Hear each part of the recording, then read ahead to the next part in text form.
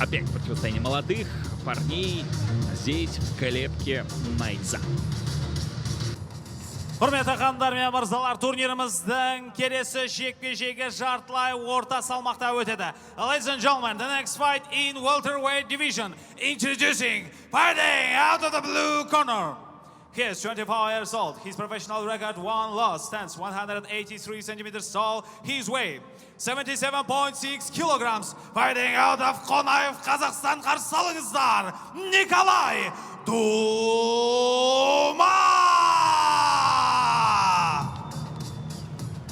Және оның қарсыласы алаңның қызыл бұрышы. His opponent fighting out of the red corner.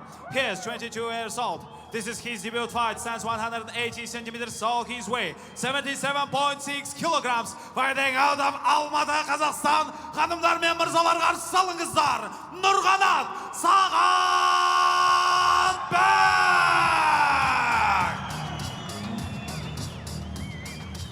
Рефери Ақтілеу Әскербайұлы.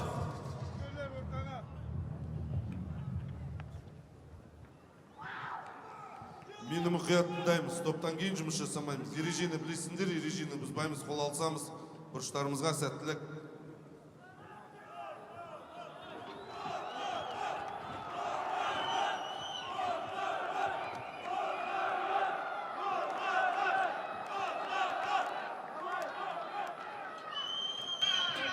Айқасымыз басталуға жақын. Алғашқы раунд.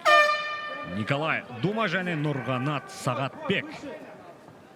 Нұрғанат бірден алаң ортасын емденіп алғашқы соқсын жасады аяқпен. Кикбокс өкіліне қарсы аяқпен шабуылдауға көшті. Николай өз қаштығын таппай жүрме қалай.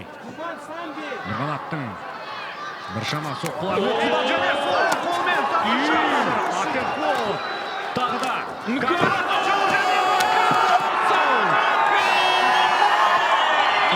Winner by TKO, fighter of the red corner, Nurganat Sagatbek!